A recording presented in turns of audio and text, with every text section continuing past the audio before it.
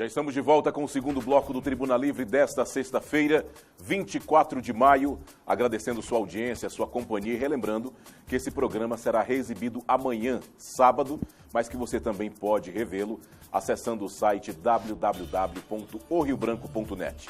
Nós estamos recebendo aqui nos estúdios do Tribuna Livre a doutora Marina Belandi, que é vice-presidente da OAB Seccional Acre, e o doutor Marcos Vinícius Rodrigues, ex-presidente da OAB e indicado para o cargo de conselheiro do Conselho Nacional de Justiça. Osmir, antes do intervalo, você havia feito uma pergunta para o doutor Marcos Vinícius. Reformule ela de forma rápida para quem está chegando agora. A lentidão da justiça. Lentidão da justiça. E eu complemento. O que esse colegiado pode ajudar a população brasileira? Vou começar com a expressão que o Osmir falou de chincana, de processo, de recurso. A gente tem que relembrar primeiro que o CNJ é um órgão administrativo. Então, no máximo, fomentar audiências públicas, estudos a respeito de mudança legislativa, mas nada no sentido próprio de atuação nesse aspecto, porque, como eu falei, não tem essa alçada, não estão nada. Tanto que não pode também interferir sequer na atividade judicante do magistrado. Não atua em área da legislação e também não tem interferência no mérito das decisões judiciais. Claro. O CNJ não é instância recursal de processo judicial. Tem que ficar bem claro isso. É no âmbito administrativo, pode ser disciplinar, orçamentário, como falando, mas somente nesse aspecto. Mas pode sugerir... O que acontece? Existe um princípio constitucional chamado princípio da duração razoável do processo. Um processo ele não pode ser eternizado. Quem procura a justiça precisa, dentro de um espaço razoável de tempo, ter esse direito dito ou não dito, dependendo da situação. Mas não pode mais haver processos de 10 anos, 15 anos, 20, 50 anos, né? Meio século de processo. Com base nesse princípio da duração razoável do processo, o CNJ estabeleceu o que eles chamam de metas e alguns outros eventos tentando minorar esse grave problema da morosidade processual do país. Então, nós temos as metas, ou seja, o CNJ fez um raio-x dos processos da morosidade processual em todo o país e começou a determinar, olha, tem processo em cada vara, vocês têm tantos processos, tem mais de 5 anos de tramitação, então deem prioridades e começaram a catalogar os processos mais antigos para darem prioridade de vazão de julgamentos, de uma forma para enxugar esse estoque de processos, principalmente aqueles dos mais antigos para os mais recentes. Também os projetos de estímulo à conciliação, medidas alternativas de solução de conflitos. O CNJ tem um programa muito interessante a respeito disso, tem tentado fazer sem prejuízo, logicamente, de que a atividade judicante, ou seja, a jurisdição, quer dizer o direito através de sentença, seja efetivamente cumprido, mas também soluções para que as partes tentem conciliar. Existe muita situação no país que um acordo, uma boa conversa, pode se resolver sem ficar naquela beligerância perdurada de processo. Então, o CNJ tem atuado nisso. Questão também de prioridade de investimento, isso também tem uma consequência na morosidade processual. Quase que 80% dos processos tramitam no chamado primeiro grau de jurisdição. Vai 20% para o tribunal e vai minorando. E, às vezes, é o inverso de prioridade de investimentos. Investe muito mais no tribunal, em gabinetes, em estrutura para os desembargadores, do que no primeiro grau. Então, nós temos situações, o Acre não é diferente do país, com marcas até hoje que não temos juízes, né? Nós temos hoje Porto Walter, não tem juiz, Mâncio Lima não tem um juiz titular, entendeu? Então, tem essa problemática. E esse controle pelo CNJ de prioridade de investimento também consequencia nessa questão da morosidade processual. E a OAB, como é que vê isso? Bom, como o Vinícius colocou, a burocracia, né, é uma das nossos grandes problemas que nós temos. A falta de magistrado em comarcas, de atendimento. Nós já temos situações aqui que mereciam novas câmaras, novos juízes, implementação de novas varas para que pudesse atender essa demanda. Então, torna-se até insuficiente, né, para julgar, para a tramitação de um processo, né, a jurisdição, né, a justiça, ela acaba sendo tida como morosa, como demorada. Muitas vezes a gente até comenta, a justiça falha, mas demora, mas vem, né? Com o tempo. Muitas vezes o cara já faleceu quando recebe benefício. Isso, não mas é errado, lamentavelmente, né? Então, assim, hoje, mesmo, teve um levantamento do CNJ em 2018, que mesmo fazendo esse levantamento, por exemplo, vamos dizer que nós passamos 2 anos e meio sem receber nenhuma demanda. Mesmo assim, não conseguiria colocar nossos processos em dias. E aí vem os gargalos, que é justamente essa questão aí das execuções, que são onde tem as maiores demoras, porque são processos mais morosos, quando vem a fase da execução, propriamente dito. Isso eu falo quanto advogada, né? Porque é um processo mais demoroso, você tem que ir em busca de bens do devedor, então tem toda uma demora que se busca, e muitas vezes o processo não nos traz um benefício. Não atinge seu objetivo. Não atinge o objetivo, né? Que é a questão da própria execução da sentença. Doutor Marcos Vinícius, um levantamento do Gabinete Civil da Presidência da República recente constatou que no Brasil atualmente 190 mil leis vigentes. 190 mil leis. Levantamento do Gabinete Civil da Presidência da República. 200 mil leis. A nossa Constituição, para não variar, é a maior e a mais complexa do mundo. Entre artigo, parágrafo, inciso e a linha, tem mais de 1000 dispositivos constitucionais.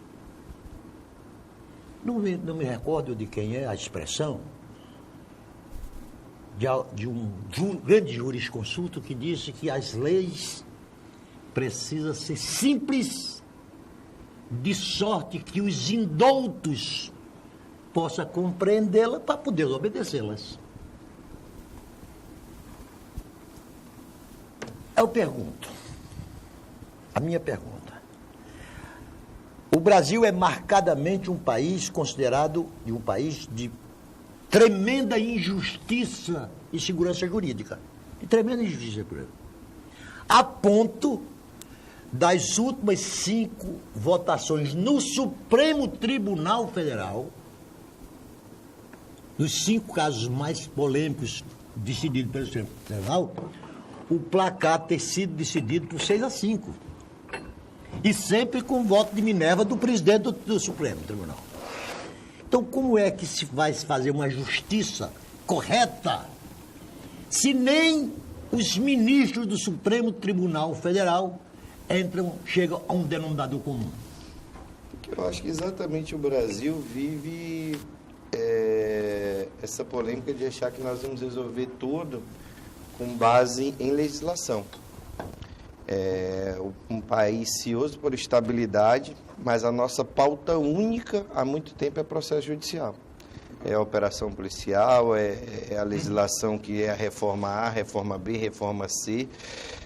A gente não pode negar, Narciso, que embora a gente esteja envolvido nisso há tanto tempo, mas a democracia brasileira é muito recente. Eu não vou nem dizer que é frágil, vou dizer que é muito recente. Nós temos a Constituição, que você falou, de 85 para cá. Né? Esse período de estabilidade, digamos assim, democrática, em que instituições funcionam, em que a imprensa é livre, em que nós temos um Ministério Público atuante e vigoroso, juiz com garantias de atuação, é muito pouco tempo. Então, a gente não tem como negar que o Brasil é um país complexo, extremamente complexo, culturalmente complexo. Né? Então, assim, essa pergunta que tu fizeste para mim é muito difícil, porque eu não acredito numa resposta a curto prazo, nem a médio prazo. Acho que é um processo cultural, mas que precisa ter um foco de estabilização. Acho que esse é o problema. O país não tem um foco de estabilização. Todo dia uma notícia diferente, todo dia uma solução milagrosa que aparece, uma alteração que a gente imagina que vai solucionar todas as problemáticas do país, é a reforma que do dia para amanhã a economia vai ficar pujante, é o porte de arma que vai resolver a questão da segurança pública. Sempre existe esse ideário de que uma situação como essa os índices da segurança pública, da criminalidade vão diminuir por causa de porte de arma. E o Brasil tem essa cultura de achar que tudo é muito imediatista, de que tudo funciona do dia para a noite. A felicidade pode ser legislada. Pois não é, doutora? Sim, e muitas vezes não só a legislação, viu? O senhor trouxe os números de leis, né? Mas às vezes o gestor público, uma entidade pública, às vezes ela tem que portariar, fazer resoluções para dizer o que a lei já está dizendo. Nós ainda enfrentamos decretos, né, igual esse mesmo recente agora do porte de arma, que ainda demanda de um outro decreto do próprio Exército, né? Então, assim, são situações que a lei... Que se chocam, né? Sim, são a lei... O que eu acho interessante é o seguinte, com tudo isso, com essas inúmeras leis que nós temos, nada agiliza nada. Não. Eu vou dar um exemplo. Burocratização. Vou dar um exemplo para você, Narciso. Eu tive um amigo que fez um financiamento na Caixa Econômica, aí pagou e deram Carta de anuência. A quitação? A quitação para... A liquidação, né? A liquidação para tirar a hipoteca. Uhum. Aí foi no registro, entregou o documento, Um deram 30 dias para a baixa da hipoteca. Uhum. Meu Deus do céu, se você leva um documento, deveria, num país mais ou menos racional, Na hora. Vai baixar na hora.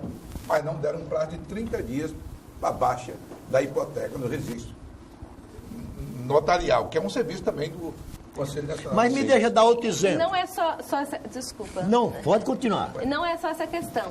Muitas demandas que chegam no judiciário, elas poderiam ser sanadas em fase de acordos, em fase de conversas, o que nós não temos, né? Hoje, nossas conciliações são conciliações, lamentavelmente, básicas. Você tem acordo? Não, não tem? Pronto, fecha o termo e vai todo mundo embora e espera instruir o processo. Porque cada um sabe que o prazo é longuíssimo e pode se valer desse prazo para aguardar o tempo que... Né? O que muitas vezes poderia ser solucionado ali num amplo conversa, numa conversa mais amigável, sem entrar Uma estratégia em méritos, de conciliação e mediação. Né? E ter, né, também, porque nós temos que ter na outra ponta, né, pessoas que consigam conciliar.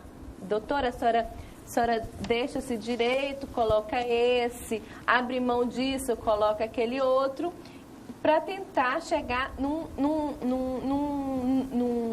determinado que atinja as duas, né, as duas partes ali litigantes. Lamentavelmente, nós não temos, por parte do judiciário, essas questões.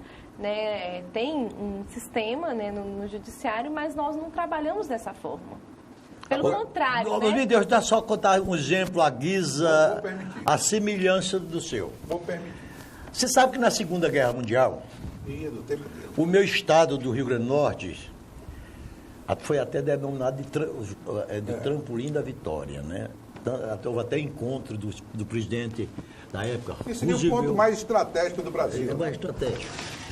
Por causa da geografia, só, Pedro. É igual a Cruzeiro do Sul. Por causa da geografia. Aí, muitos dos convocados, na hora de embarcar, desertaram. Fugiram. Terminada a guerra, eles reapareceram. E como resolveu o problema desses desertores? Houve uma anistia, mas para você se habilitar, você teria que tirar o atestado do cartório de vida e residência. Ainda tem esse documento hoje? Desconheço. Acabou? Não, mas na época existia. Não existe mais, não. Acho que Não não existe. existe esse Não, porque você é documento, novo. não. Não existia. Não, na minha época, até na Aí minha o época... cara chega no cartório e vai atrás e procura o cartorário para pedir o atestado de vida e residência. Então fez a prova de vida, né? Aí a moça do cartório disse, não, que o senhor está morto. Eu disse, como é que eu estou morto? Que eu estou aqui falando com a senhora? Eu disse, mas oficialmente o senhor está morto. Então, para mostrar a que ponto chegou a burocracia do nosso país. Mas, Narciso, nós fazemos isso com nossos aposentados. Né? Hoje... Ainda hoje, né? Hoje, nossos aposentados, principalmente pessoas de idade, eles têm que fazer a prova de vida. Que às vezes são 2 vezes por ano, que eles têm que ir lá no banco ou no INSS, que seja, fazer a prova de que está vivo e se apresentar pessoalmente lá e assinar documentos e tudo que é ele que está vivo. O Narciso sabe bem então, disso. Assim, não é tempo de guerra, mas são tempos de previdência. O Narciso sabe bem disso porque ele é obrigado a fazer todo ano para a Câmara dos Deputados.